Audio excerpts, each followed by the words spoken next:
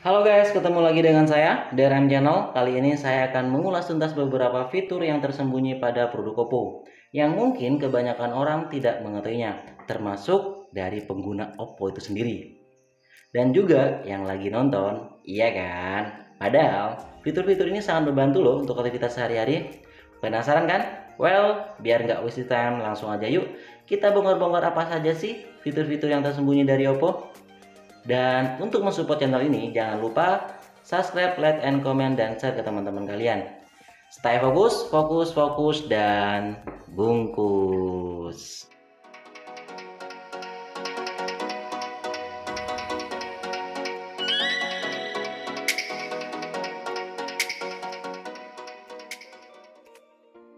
Ada beberapa fitur yang akan saya jelaskan di sini.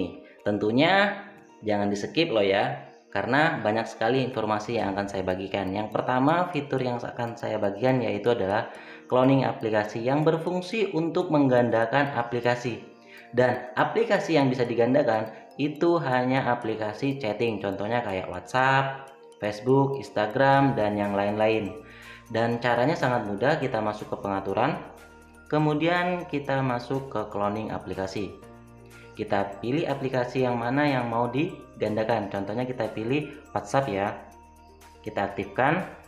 Kita coba lihat hasilnya. Nah, di sini sudah menjadi dua WhatsApp atau menjadi dua aplikasi. Tentunya antara WhatsApp 1 dengan WhatsApp 2 itu tidak berkaitan. Contoh, misalnya di WhatsApp 1 kita bisa menggunakan provider simpati, dan untuk WhatsApp 2 kita bisa menggunakan provider SL atau yang lainnya. Tentunya ini sangat memudahkan buat teman-teman sekalian, mungkin satunya buat kerja dan satunya lagi untuk keluarga, atau mungkin satunya buat mama satu atau yang satunya lagi untuk mama dua. Nah, ini sangat membantu, tergantung, saya kembalikan lagi buat teman-teman sekalian. Oke, itu yang pertama.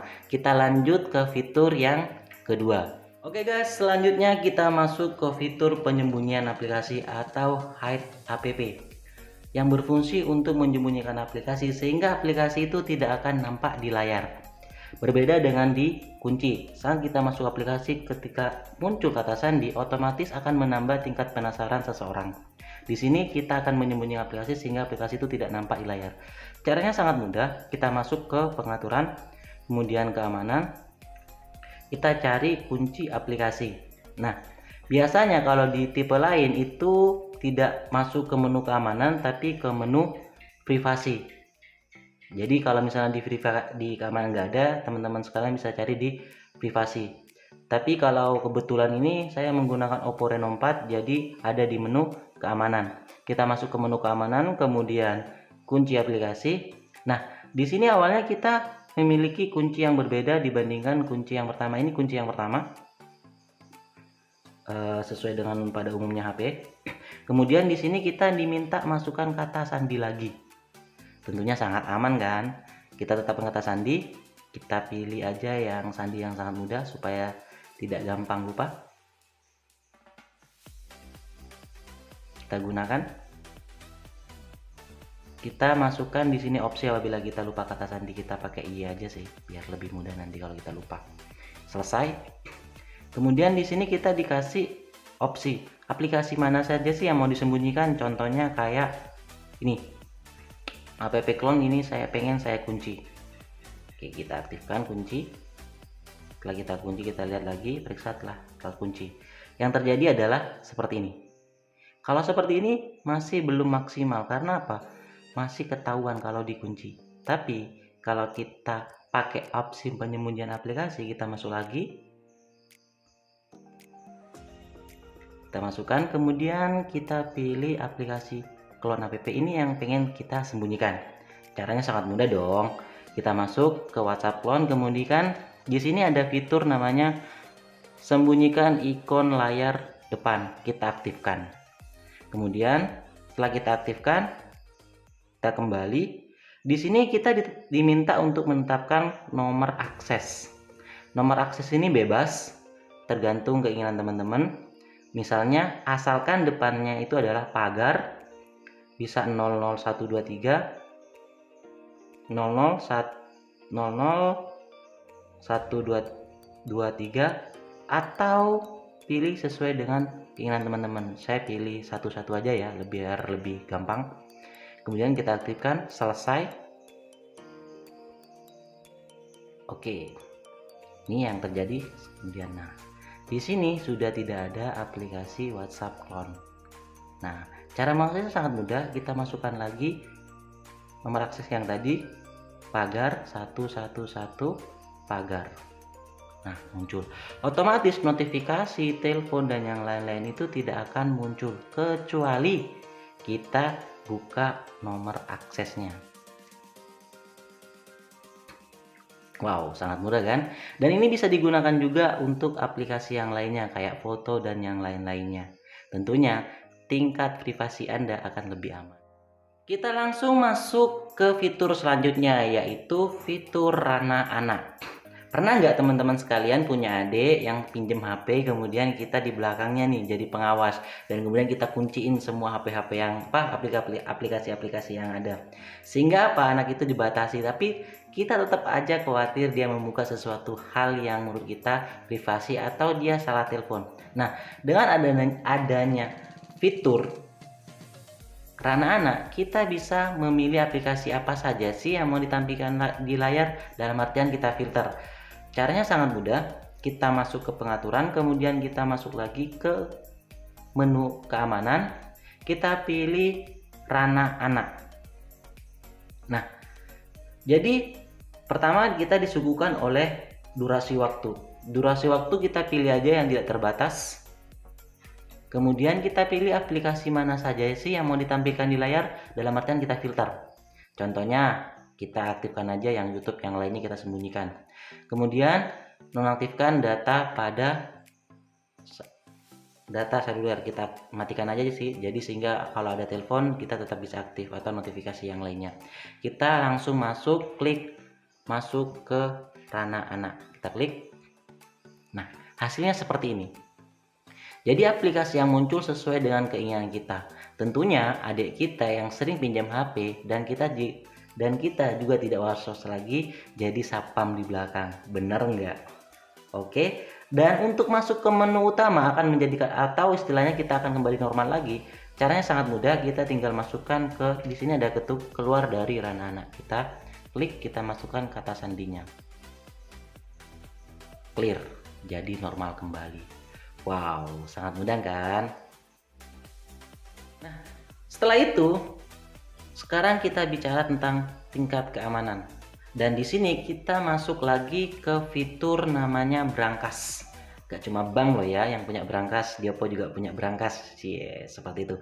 Kita masuk langsung ke keamanan, sama lagi di sini ada namanya brankas. Brankas ini kita bisa memasukkan fitur-fitur atau aplikasi, data, dan yang lain-lain yang sifatnya itu privasi, sehingga tidak bisa gampang-gampang diakses oleh orang lain. Kita masukkan kata sandinya. Oke, di sini kita bisa pilih. Oke, langsung selesai, izinkan. Dan di sini kita ada menu, ada foto, termasuk video juga, audio, dokumen, dan yang lain-lain. Jadi kita bisa pilih foto mana saja sih yang mau kita sembunyikan. Kita contoh, ini kita sembunyikan lah ya, 1 sampai sini aja. Kita sembunyikan. Otomatis di layar atau istilahnya di foto dia sudah nggak ada. Nah, nggak ada. Kemudian kita cari di manajer file juga tidak ada. Otomatis data kita akan lebih aman.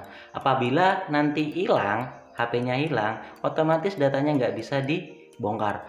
Tapi teman-teman juga perlu hati-hati saat memasukkan kata sandi. Jadi teman-teman wajib juga nggak perlu lupa. Kalau lupa otomatis nggak bisa dibuka. Jadi penting banget untuk masalah kata sandi ini. Jadi jangan sampai lupa ya kata sandinya, biar nggak beli HP baru lagi. Oke, kita lanjut ke fitur yang terakhir.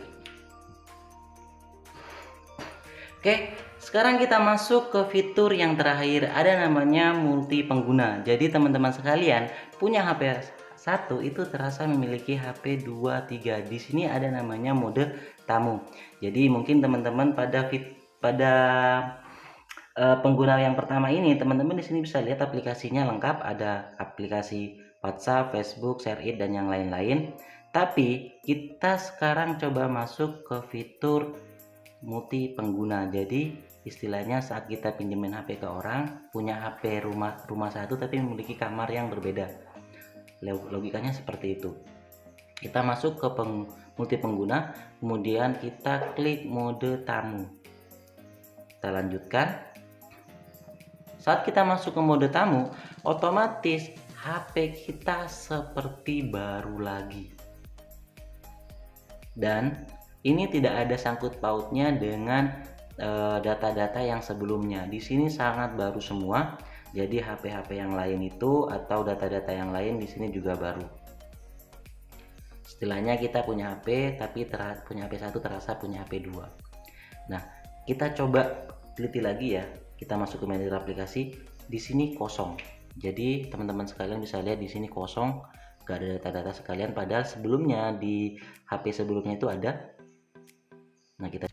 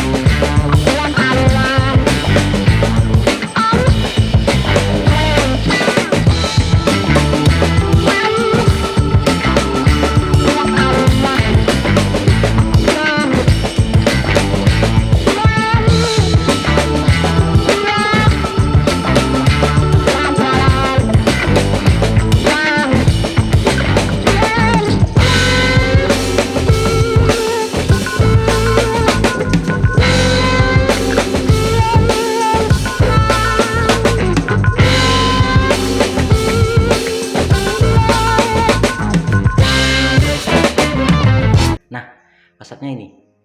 Dan di sini kita bisa masukkan, contohnya kalau yang tadi itu ada simpati sama SL, dan di sini kita bisa masukkan misalnya nomor eksis atau yang lainnya. Jadi tidak ada sangkut pautnya sama nomor yang tadi. Wow. Jadi istilahnya kamu itu punya HP 1 tapi terasa punya HP 2. Sekarang kita ada di mode tamu. Bagaimana sih caranya kita kembali ke mode pemilik lagi? Caranya sangat mudah. Kita masuk ke pengaturan, kita masuk lagi ke menu pengguna dan akun, kemudian kita masuk ke multi pengguna, kita kembali lagi ke pemilik. Nah, ini akan beralih ke pemilik kita sesuai dengan yang pertama. Nah, di sini kita diminta masukkan kata sandi.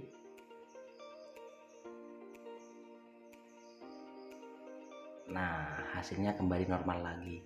Jadi untuk mode tamu tadi itu bisa digunakan teman-teman apabila ada teman kita yang mau pinjem atau adik kita dan yang lain-lainnya, kita bisa gunakan itu dan seperti HP baru lagi. Jadi intinya menggunakan ini mode multi pengguna ini fungsinya apa? Untuk menggunakan dua akun sekaligus, istilahnya punya HP 1 terasa memiliki lebih dari 2 HP. Oke guys, sekian fitur-fitur yang terdapat dari Oppo yang bisa saya sampaikan kepada teman-teman sekalian. Jika kalian suka silahkan di subscribe dan jangan lupa komen dan like. Oke, sekian, sampai jumpa di video berikutnya.